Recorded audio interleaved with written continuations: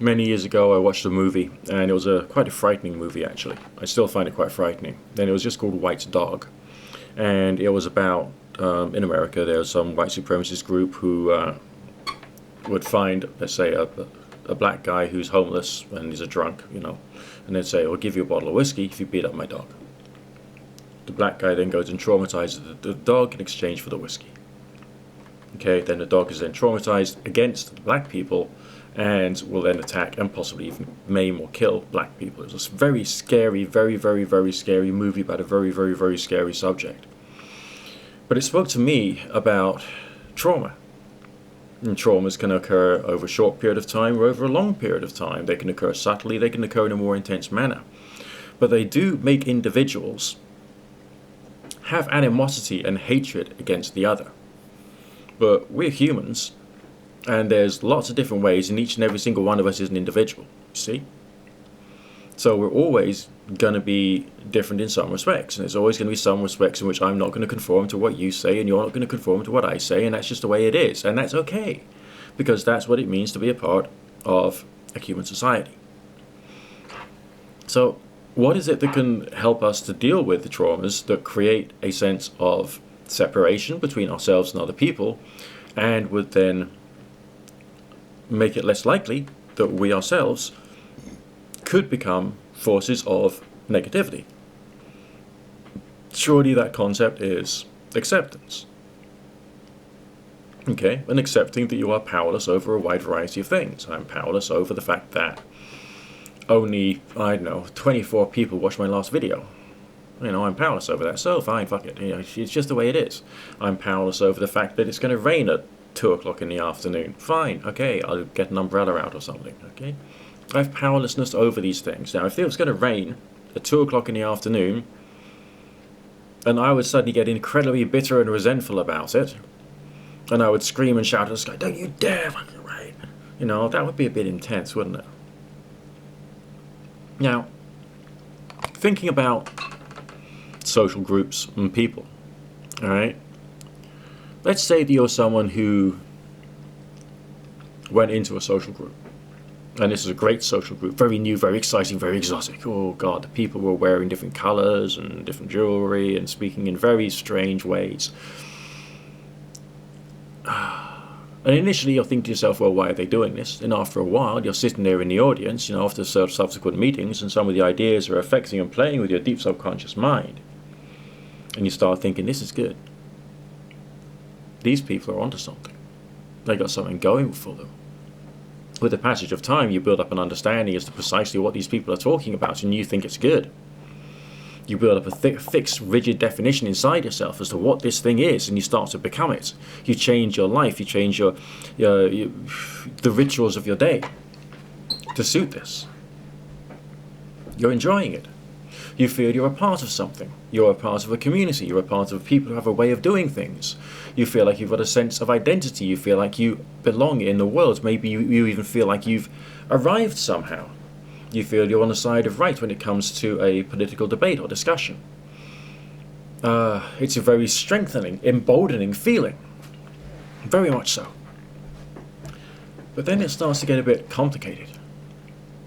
Because you end up in a state of cognitive dissonance. You're there in that environment with all of these good people, great people saying great things, doing great things. Wonderful, wonderful, wonderful. And then there's the outer world. Oh no, they don't do the same. In the group, lovely. Outside of the group, I don't get on with these things, these people, these ideas. There's something wrong with it. It gets a bit confusing. Then, after a period of time, a perceived concept of what an enemy is kind of like created in the group. Maybe another group of people. And the differences between you and them is pointed out quite strongly. Some very passionate arguments are said as to what terrible things these people have done in history, which they might or might not be doing now, but might or might not be doing now. A sense of anger develops inside you. You've got an enemy now, something to kick your heels up against. Maybe that makes you feel good. self-righteous. But it's not acceptance, is it? It's not acceptance. Then, maybe after a period of time, you are encouraged to help these poor souls, these poor desperate souls, to see the light and the truth and the right way of doing things. Your way, funnily enough. Oh, it has to be your way. Your way. Oh, definitely your way. You, out of all the 8 bloody billion people in the world, your way is the right way. But you're convinced of that now, because you have not been taught about acceptance within the group. You build up a stronger understanding is precisely what it means to be this person in this group. To do these things, to say those things. Their words start coming out of your mouth without thought. Your facial expression changes to be similar to their facial expression. Maybe even your accent changes when you're communicating about these subversive ideas, which aren't actually subversive at all. Heretical against the Church of England, maybe, but so's many things, okay?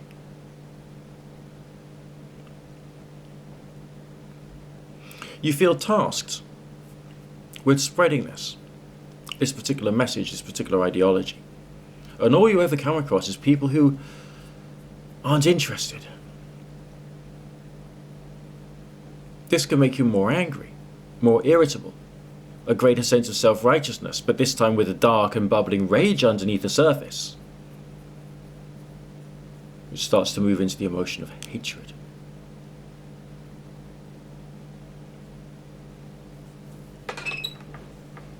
And all because your religion is not talking about acceptance, your culture is not talking about acceptance, your culture is not talking about the fact that people will not conform to you. A sense of frustration. This is not a healthy psychological environment. A sense of frustration in you will be building and building up.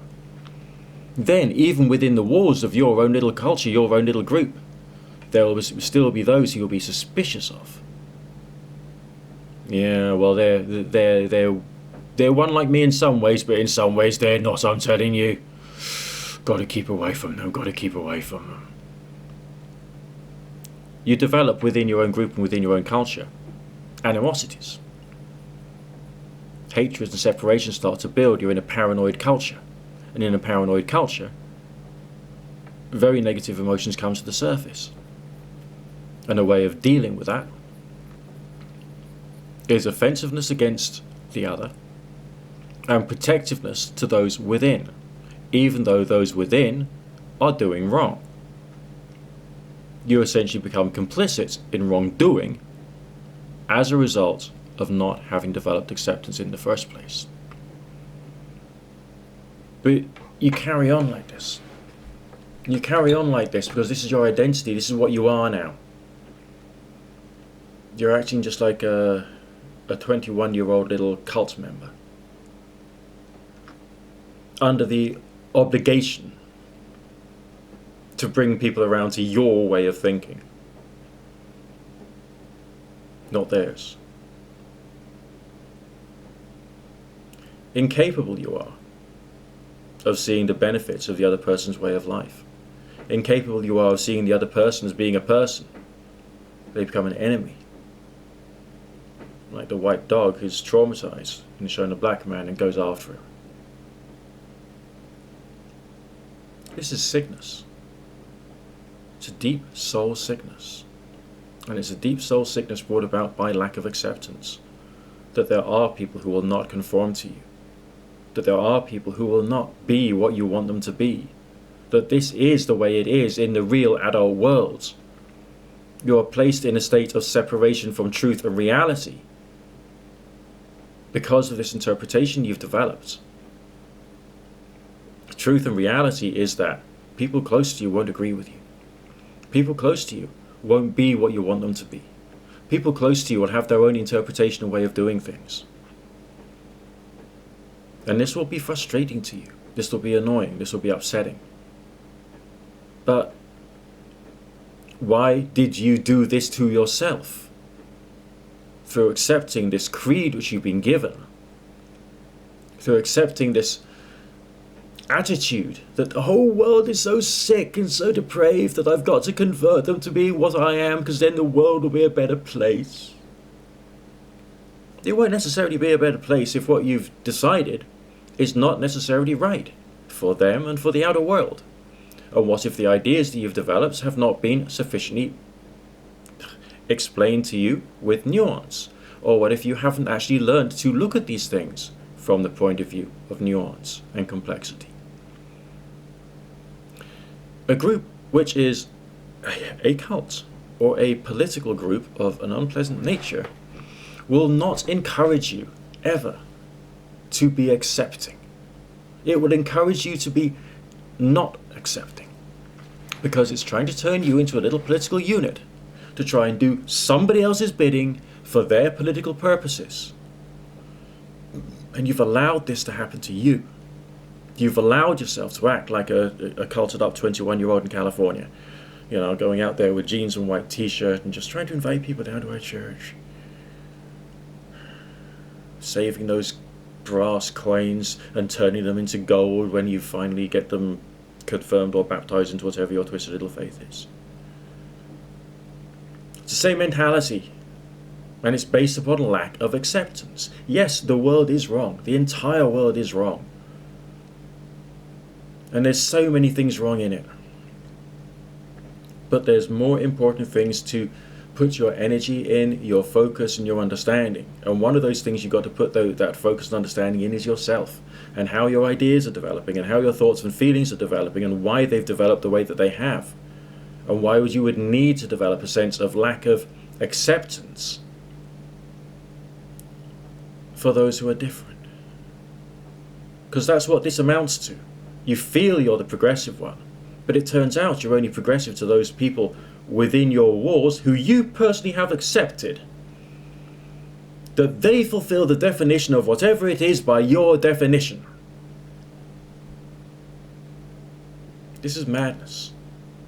An actual, genuine madness. A separation from reality, a form of psychosis. And it's bad, and it's wrong.